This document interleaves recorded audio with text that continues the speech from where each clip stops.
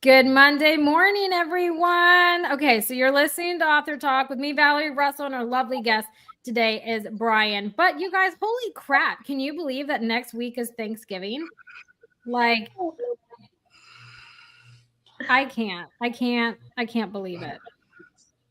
No, it's insane. And then for a short time after, it's going to be Christmas 2025. Oh, yeah, I know.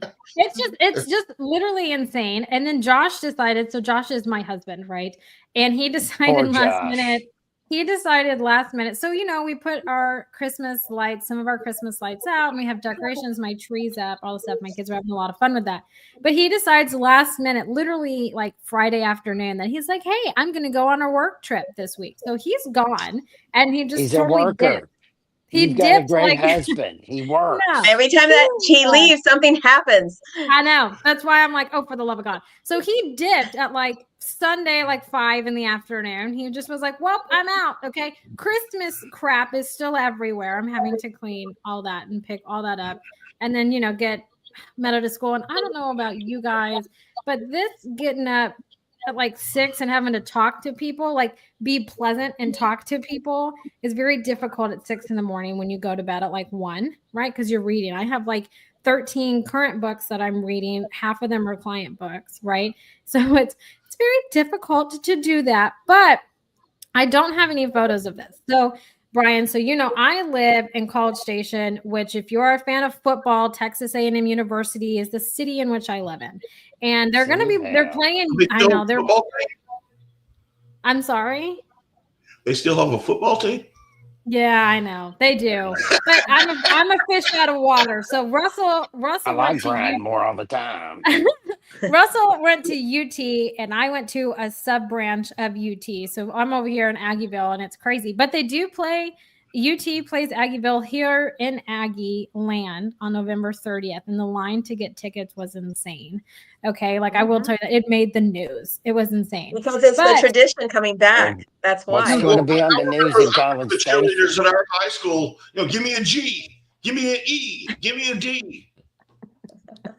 I love it. But so you guys have heard me talk about it before. When the Aggies win, and so it's a win-win for me. If the Aggies win, we get to go to the zoo here for free. I know, so but we get to. Well, no. So we get to go to the zoo for free. So I have a 5 and a 4-year-old. So they love to go because it's a drive-through and they get to pet all the animals and then feed the giraffes and everything. So it's free to go. So we go every time that they win. Now, if they lose, we don't get to go, but I'm thoroughly excited. So it's a win-win for me in that situation. So we went yesterday and they had these giant longhorns. Okay. I mean, they were scraping my car with their horns, right?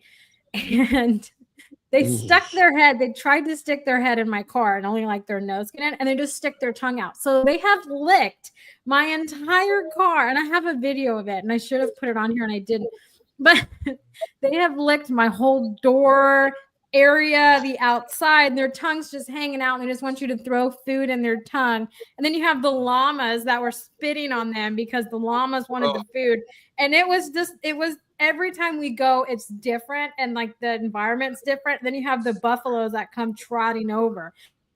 And so it was just insane. And here I am in like my red Yukon, right? That sticks out like a sore thumb. And the animals are just hoarding around, licking and spitting. And it was just gross. Like, it was just like, I want to just keep going. So, but what did the kids do, Aimee? Were they scared? They love it. I'm getting hungry. Oh, I know. But no, the girls, they love it. The worst part, and I guess I instilled this fear in my children, and it's probably not my like finest mom moment, but it's funny as hell, and Russell's going to love this. So I have a fear of ostriches, okay? And I know, it's just a bird. It's just a bird. So I know, it's silly, but I do. And so they have ostriches at this thing. Emus and ostriches, okay? And they say, don't eat them. They just throw the food. Okay. Josh knows my fear, and Josh likes to toy with my fear. Okay. This is the Russell part that he's going to thoroughly enjoy. The damn ostrich came up on my side and I wasn't paying attention because I was looking on the other one. Josh stops the car and the damn bird is right here looking at me, sticking his head in the car. And I about lost my shit. I'm not even going to lie. I was in the back seat at this point. I cannot. The bird was just looking at me and I was like, you are going to peck me today. I'm going to die. Like, I don't know why, because it really didn't do that. But the car in front of me was feeding it from their hand and it was pecking their hand. And I wasn't down for that. So they're not cute birds, no. no, but they're just I don't. There's something about their eyes when they look at you. It's just terrifying. Like if someone really wanted to mess with me, and because I know a lot of authors, I'm going to be extremely vulnerable in this segment before we move on to anyone else. If you really want to scare the shit out of Aimee and like make it terrifying, you can write like a psychological thriller that has an ostrich as like, I don't know, the witness to this crime. And they have to like just stare in the eyes of an ostrich. I would be terrified. I don't know why, but the damn bird scares me and I cannot handle it. The one time I was ever on that type of, they do this, you're talking about like the drive-through safari style. Yeah. And, Russell.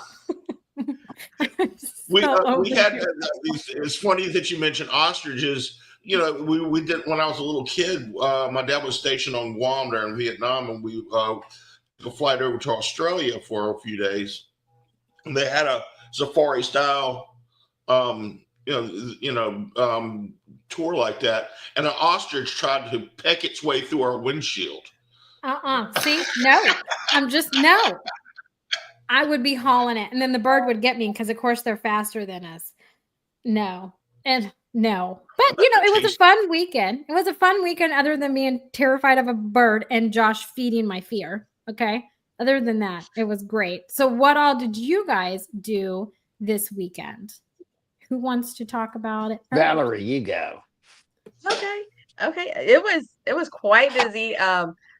We started out on Saturday doing I was at the I Write 15th annual literacy and book signing festival, where I Write publishes short stories from students. Where it's so they had, oh my gosh, I don't even remember. It was probably like 30 or 40 kids.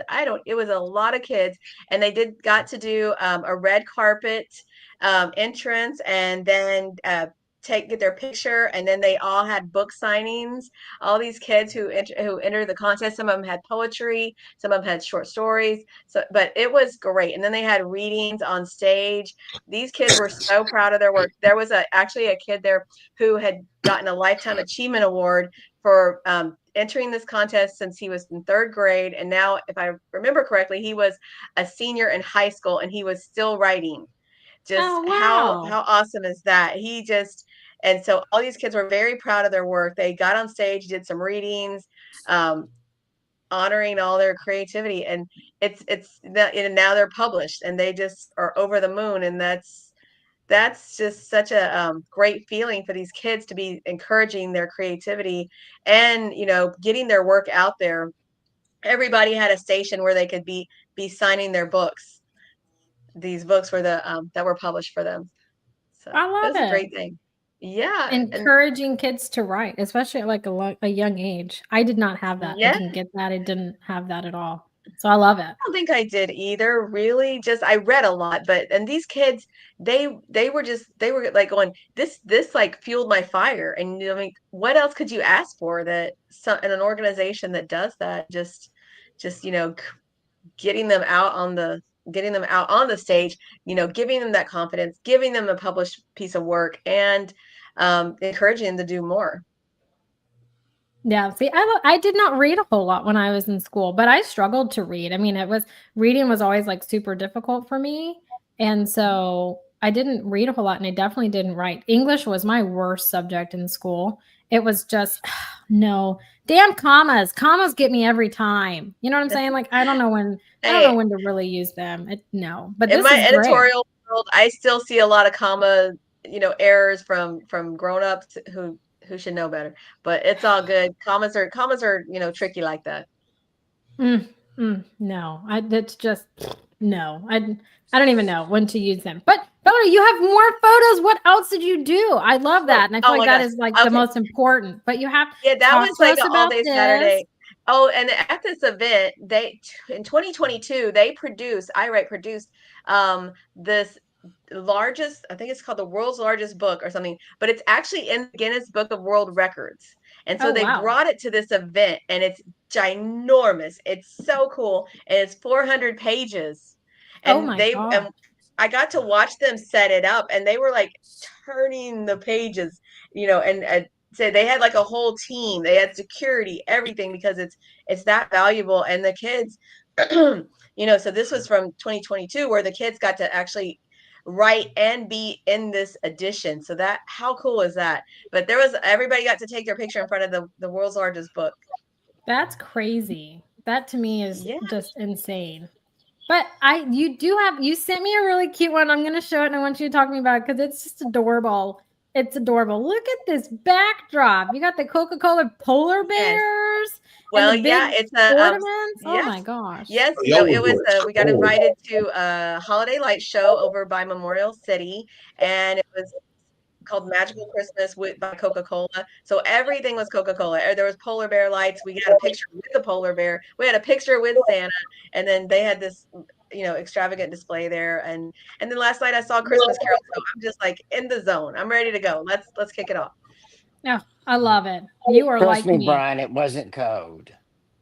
No, it was not cold. We were cold. Sweating, Russell. We were sweating. You know how it is here. Wasn't cold. Well, but it's like what is it? It's like off and on raining, so it's just been like a more humid. The day before was lovely, and now it's just humid and gross out. It's like a swamp. So Aimee, I did do something I've never done before. I've never done one of those ice slides, like they have in different venues, and I did it. I was like, we're gonna just do it. It wasn't that as high as I thought, but I mean, it was high enough.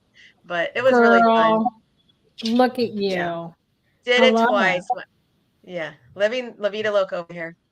Nice. I love it. Living your best life. I love it. I'm trying. Russell, you got to talk to me about your photos, man. What did you do? I want to talk about this podcast. Brian, you said you've been on a lot of podcasts. I was on one of the most unique podcasts a few weeks ago called Para or Normal. Have you been on that? Ooh. You need to get on that show. It's a great show to be on. I was the second guest on the show. The first guest on the show, he was a Bigfoot hunter. Oh. And they talked about Bigfoot. And then I was on the show. For a living? Yes. Okay. Yeah. I love it. And it was a really interesting sub community to dip into because there's a whole subset of people that's what they do. I mean, I have a 22-year-old son, and I'm trying to picture what that conversation would be like in front of me. And I'm going to be a Bigfoot hunter, Dad, and me. They have like all this equipment and stuff, but they sent me. I just received this weekend this emblem from them, a coin with para or normal guys on one side. This is Glenn Jackson's. Is the host on this show, and this was the one side, and turn it around to the other side. Show the other picture, and this was the other side of the picture. It's a great picture. It's a great little coin, and it's the only time I've ever like received something from being a guest on one of these shows, and it was a great thing. These guys put their thought into it. Yes, so shout out to Glenn. Oh, cool. Shout out to Glenn Jackson and Brian. You need to be on their show. It's a great show. It's fun. These are fun people to be on, and I really enjoyed it. That's my weekend report. I love it. Yeah, you don't really. What did y'all talk about? Did y'all talk about Bigfoot? You don't hear about getting things. For about 25 minutes, they talked about their hunts and their group and their social group and how much fun they have. These people have a lot of fun. Let me tell you. I like camping. Yes, that's what it is. It's camping with a group of people that you can sit around, have a beer around the fire, and laugh That's with. right. You know, And ain't they nothing spend a wrong with lot of that. money on their stuff. It's kind of like a hunting trip. I love it. I love Um, it. That's fun and different. That's fun and different. Brian, what did you do this weekend? well, my anniversary was this weekend, so I Oh, I'm celebrated my sorry. wedding anniversary. Celebrated it by doing nothing. We just, 22 years is a long time, but it's really not a milestone year. Um, but that is like 50 years in 1950s time. And other than that, I was just, I've been working on a project with three other writers. Um, Troy Denning, who writes for Star Wars, or used to write for Star Wars back when it was Legends, writes for Halo now. Dayton Ward, who writes for Star Trek, and Sebastian DeCastel. And we're working on a collaborative space opera, and we're down to the point where we're about to start writing and coming, and so we need to start coming up with some names for stuff. So I've been spent most of the weekend thinking up alien names and all that, getting ready for a meeting that we're going to have. So that's what I I'm do have a most question for you on that, Brian. sure.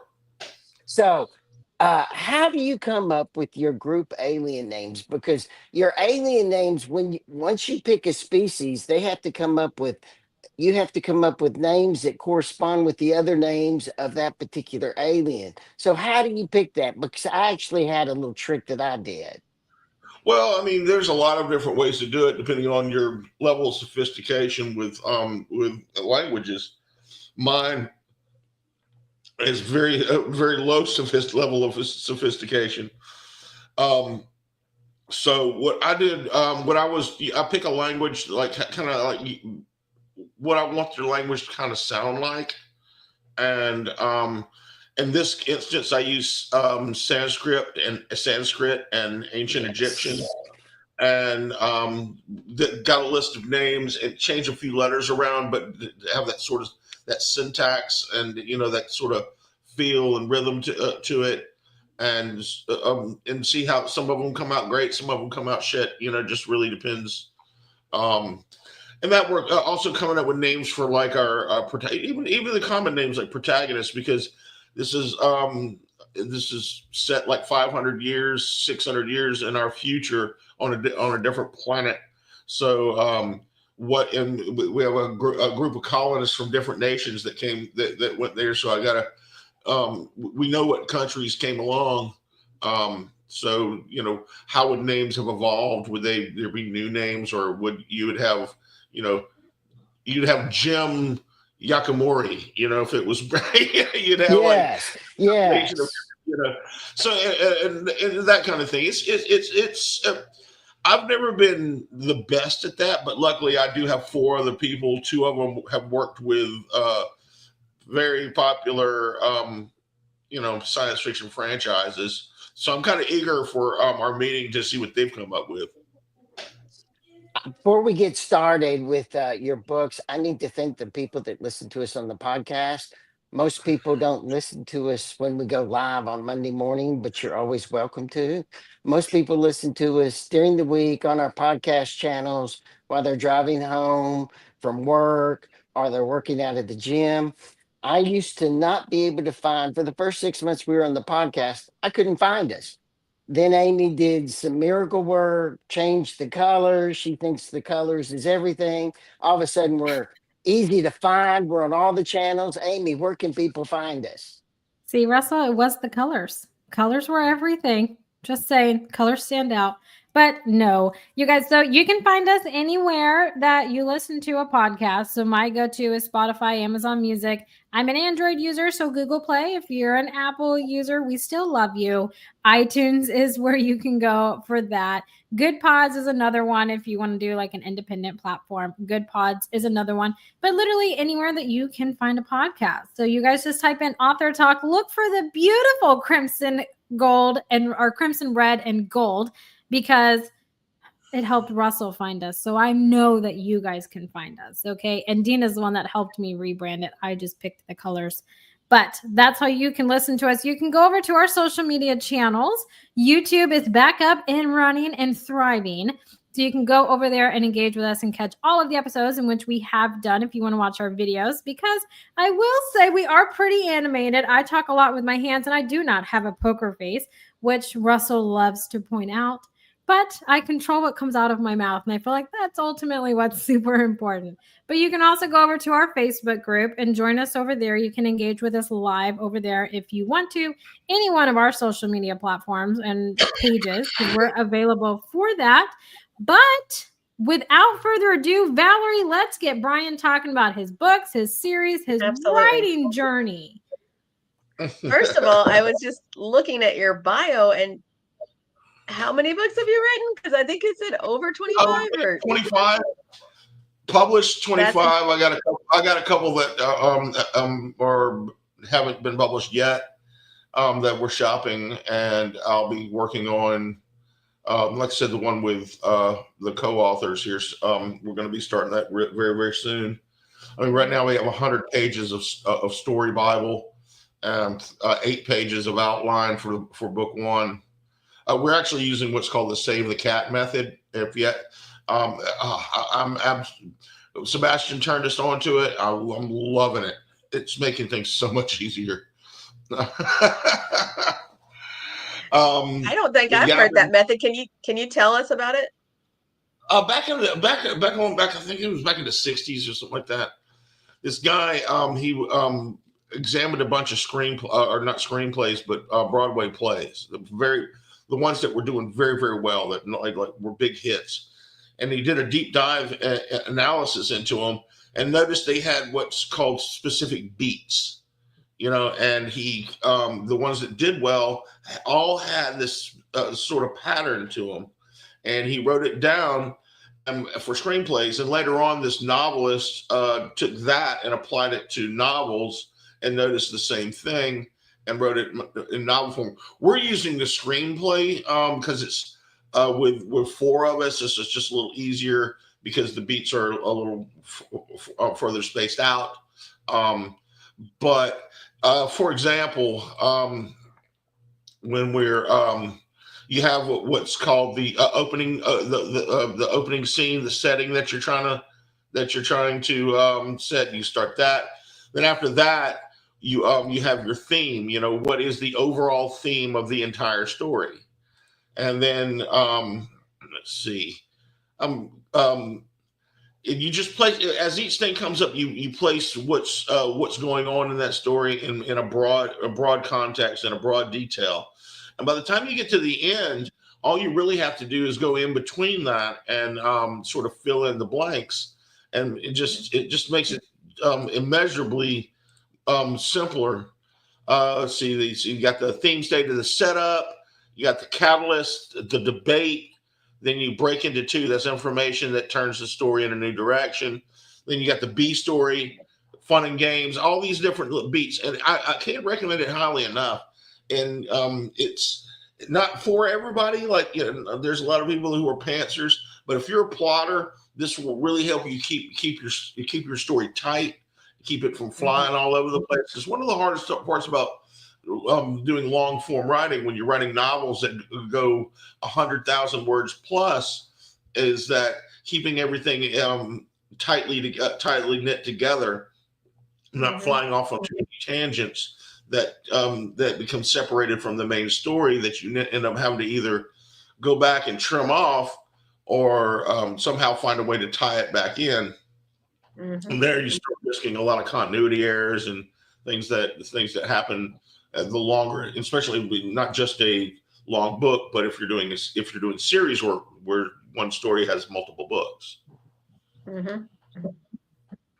I totally agree.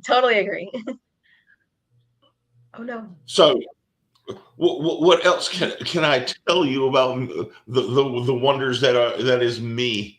All this in modesty too. Now I'll tell you a little bit about myself then. I started doing this during the 2010 to 12 indie explosion. I started out as an independent author, and just back when the Guardian and the Passive Voice were writing daily daily articles about how we were ruining literature and how horrible indie was. But we didn't care. There was a few of us who really cared about our work, who sort of, they cared about how our presentation and having our stories edited and having our, putting out as good a product as we possibly could. And there's several of us have transitioned over, like I have, into traditional publishing. The first of which being Michael J. Sullivan and David Dalglish, who also did that. That's back when Hugh Howey first came out with Wool. Matter of fact, I saw Hugh at Dragon Con about a couple months ago. He broke the internet with Wool. First person I ever to get a 7-figure print only deal from Simon and Schuster. Was crazy. But from there, indie's such a high paced, high pressure way to go about it, and you just got so much piled on top of you. Eventually, got my agent to start looking more heavily into traditional work. So I did a trilogy with Tor Books. I've done some work with Blackstone. Some work with I've been writing some Conan the Barbarian short fiction for Titan. So I'm sort of slowing down a little bit because in indie you really have to produce a lot of work to stay relevant, and I'm not getting younger.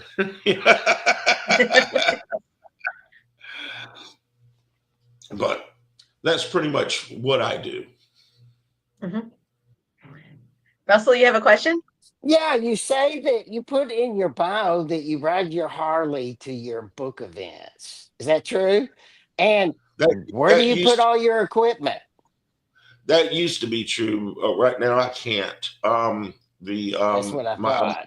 I have some issues with my legs that crept up on me about a year ago. But yeah, I mean, I went. I was doing. The last time I did that was at Louisville at a small con in Louisville. And I live in a place called Fairhope, Alabama, across the bay from Mobile. And it was about an 6 to 800 mile ride. And my leg went out on the way there, and I barely made it home.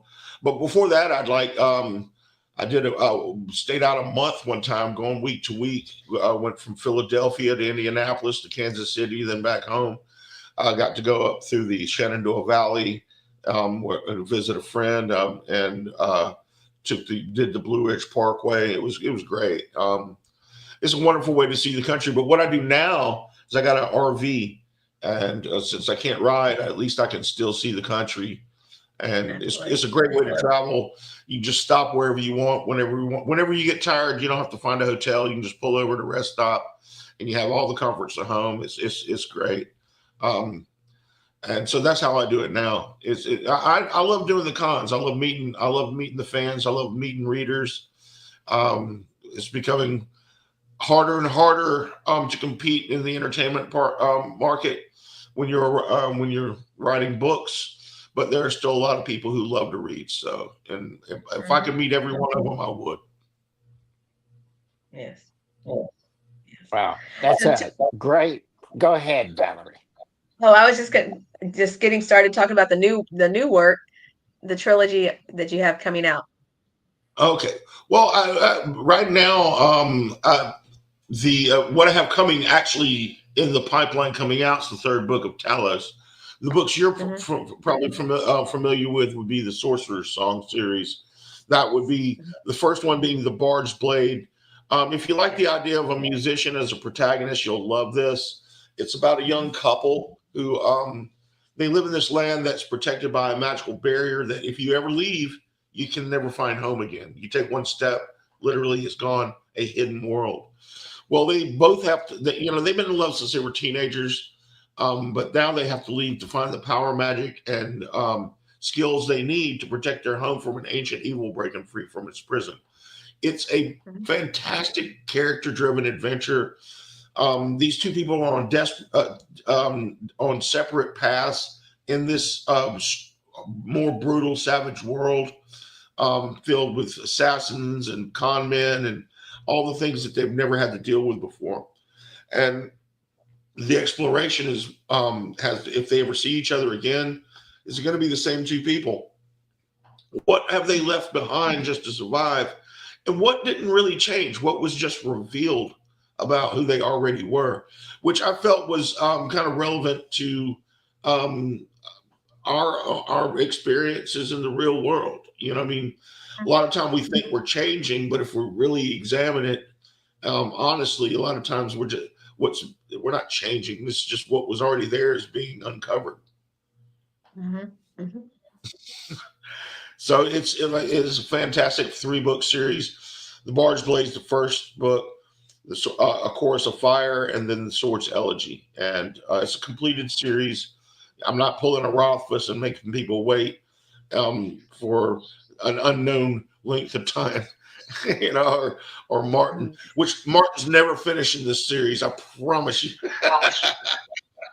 Brian, can I ask a question about what you just said, your theme?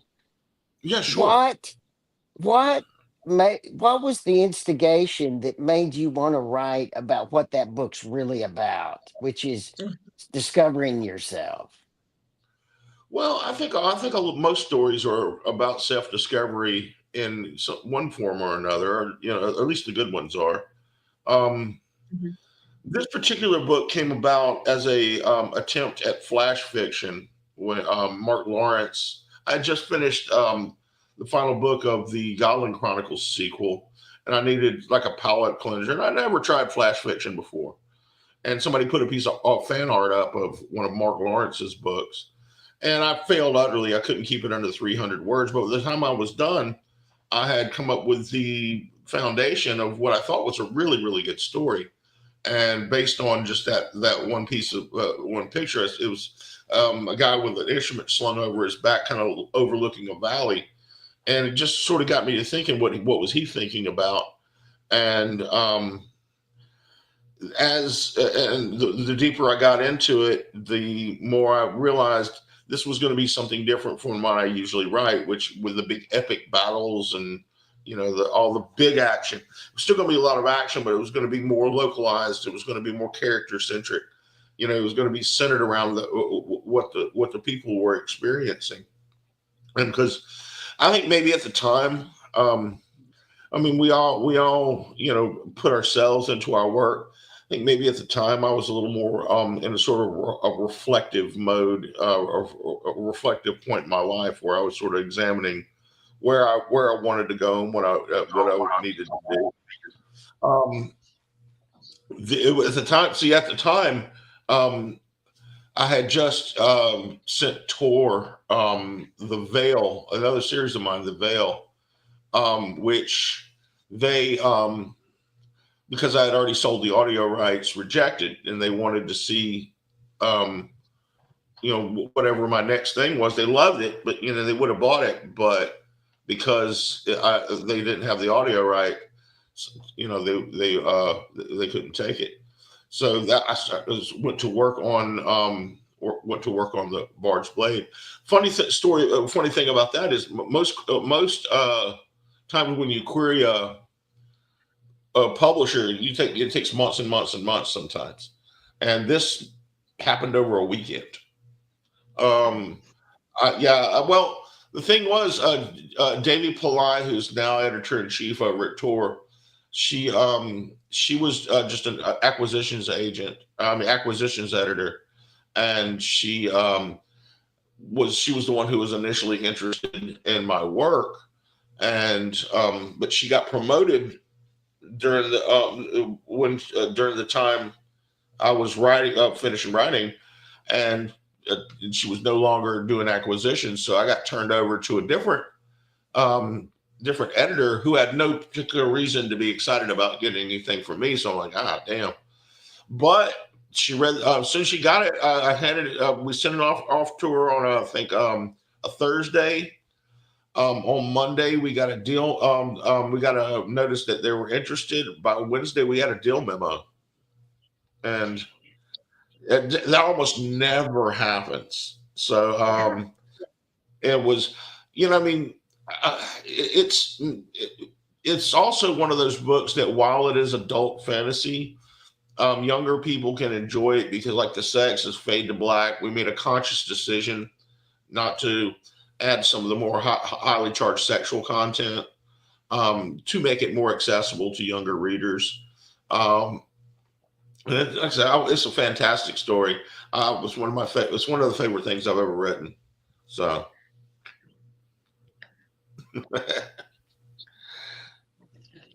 And you mentioned you had a problem with audiobooks. How important is Mhm. that, do you think, in publishing now? Oh, massively important. Mhm. What happened, for those who weren't around or weren't paying attention or just simply wouldn't know? A while back, there was kind of a rights war that went on. Audible was offering massive advances um, for audio rights. I'm not gonna say what they gave me, but it was a lot. It was more than I ever expected, and it was impossible to turn down. But that, which was nothing compared, like Michael Sullivan, I think they gave him $1 million. They were going crazy buying up these rights, and the big publishers were not digging this, and they were just refusing to sign people who were selling off their audio rights. And they, what they had kind of made a mistake, I think, early on, and not didn't really appreciate how popular audiobooks would become. And when you have people with a gig economy, I think they call it, you know, where people are doing a lot of running around, they still like some, and people who, they still like to hear stories. And so, in with podcasts becoming as popular, of course, audiobooks became more popular. Mhm. And I love them. Matter of fact, it's the only way I read new material is through audio, myself, because it's the only way I can, not be analytical. I mean, when I read a book, I become analytical and I start dissecting a book to see if there's anything in it I can use, incorporate into my style, looking for turns of phrase, ways to frame dialogue. And that's no fun. I'm not enjoying the story. But with an audiobook, they have the massively talented, narrators. I can just lean back, close my eyes, and just let the story happen. They're unabridged, so it's not like, um, I'm missing out on anything. I know there are purists say that, that you should read. I'm a 52-year-old man. My eyes aren't what they used to be. Um, so, and I'm too proud to get the large print books. Too much of a schmuck to, you know to to actually act on my shortcomings. But yeah, I Oh, think they're Brian, going I love audiobooks because it's such a great escape, you to. It know? is right, and then a good Yeah. narrator can bring a story to life in ways that, that you just, it becomes hard in your mind. It was funny is the names of my characters. Some of my characters have changed because they pronounced it entirely differently from the way I heard it in my head, which is fine with fantasy. Half my names are just word salad, a letter salad anyway. I just Mhm. sling a bunch of letters together. Mhm. I need a something that sort of has a this soundish to it. Yes. But yeah, that's I can't. The importance of audio can't be understated. Mhm. I agree. Okay, I have to say one more thing and then I'll shut up. And that is, Brian, my oldest son is a fervent fan of yours and reader of your writing. Oh wow! I just wanted you to know that. Oh, well, I am telling him I am pleased that he enjoys what I do. There's more to come. Assuming I don't keel over. Or that Oh, Harley doesn't lean over and squish you. Yeah. oh my god! Well, that could happen. I'm going to get some surgeries on my back, and that hopefully will alleviate the pain in my legs, and I can start riding again because I miss it. I miss it a lot. I've done some rides with my son. Me and Mhm. him together rode from here to Key West and back, Yeah. and On the way home, almost died Mario Kart style. Oh my God. Swear to God, we're on I-70 on I-75 heading north, and we go into, and the lane to our left was completely empty. So I was leading, and I go over to the left, and John follows me over, and right about then I see what I thought was a basketball, and I'm like, "What the hell? There's a basketball bouncing down the road." And then another and another. And I realize it's not basketballs, it's pumpkins. And then, Oh, then watermelons and pumpkins. I mean, dozens come oh my pouring down the street. gosh. A big container of pumpkins and watermelons and dumped over in a truck and were just pouring out of the back of this truck onto the interstate. And I'm like, holy shit. Yeah. Right about that time, a Mustang that was next to us to avoid the pumpkins barrels into our lane. No. Oh my gosh. Both barely miss it, and I'm like, I'm about to die, Mario Kart style. I'm about to bite it like like Luigi or something. Yeah. Oh my gosh. That's not just intense. just That like just the sounds old intense. woman said, you know. No, man. No, Wow. but I tell you what, riding with my son though, I got to say, has been very rewarding. His personality is a lot more like his mother's than it is mine, thank God. But it makes it more difficult to connect and find things in common. And as any father can tell you about, you want to find common ground with your child. And right when he fell in love with riding bikes, and I already loved it. It really gave us a close connection that I probably wouldn't have been able to enjoy otherwise. And if I never get to ride again, I got at least to experience that with him. So Absolutely. I love that. I love that. Russell, I'm surprised you didn't tell him the story. Russell loves to tell this story. And so the fact that you own a motorcycle, I'm surprised Russell didn't tell you. So my husband had 2 motorcycles at one time. And then we were buying another house and everything. And Russell loves to say that I made my husband sell his bikes, which isn't true. He never had a Harley. He was emasculated by her. That's not true. Because she sold one of his bikes to buy an SUV. Can you That believe isn't it? true. And That's he not true loved either. those For the motorcycles. kids. It's for the kids. That's not even true either. But side note, he never had a Harley. He had a Honda State Line, and I don't know, he had a different Harley. Honda. He had a Honda State Line. I don't remember what the other one was. But yeah, Russell loves to give me shit all the time. He's the one that sold it. I was working on my bike, and my wife came up to me and said, that I needed to get rid of it. That you got to start acting like an adult. My God, you have a kid. Blah blah blah blah blah. And I looked over at her and I said, "Man, you sound just like my second wife." And she goes, "I thought I was your second. I thought I was your second wife." I'm like, "Yeah, you are." Oh man.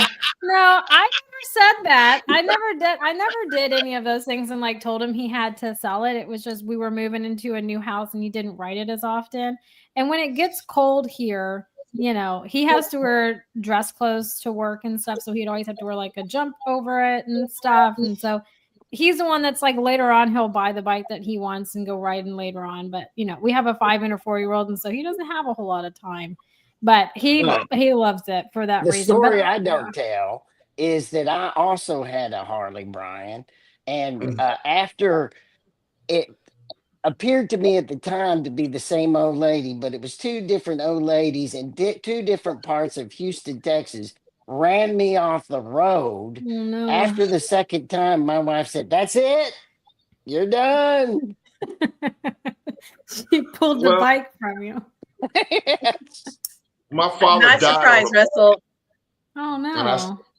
Well, yeah, he shouldn't have been riding. He couldn't hardly see anymore. He had no business on a bike.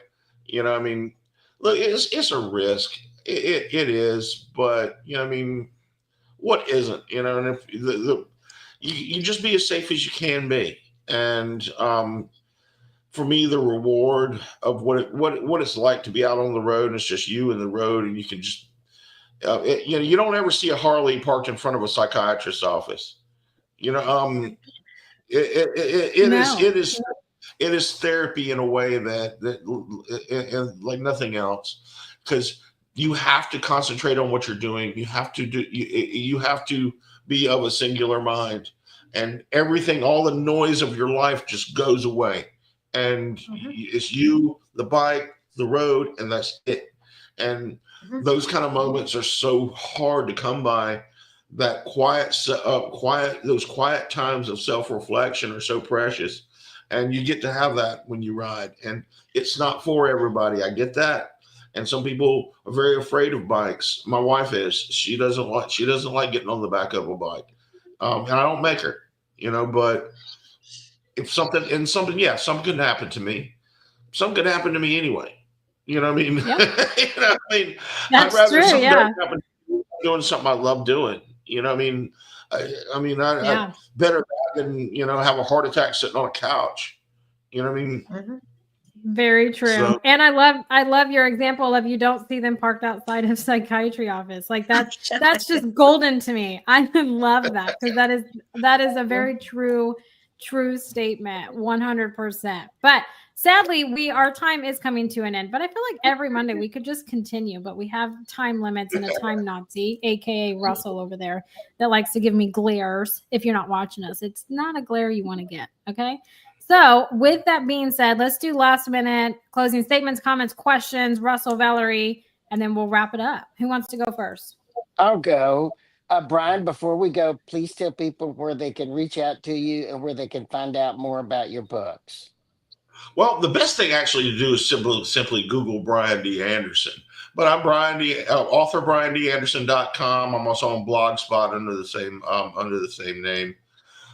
You can find me under the Godling Chronicles and Brian D. Anderson on Facebook. I do have Instagram, Author Brian D. Anderson, but I don't really post on Instagram. I'm too much of an old man. Brian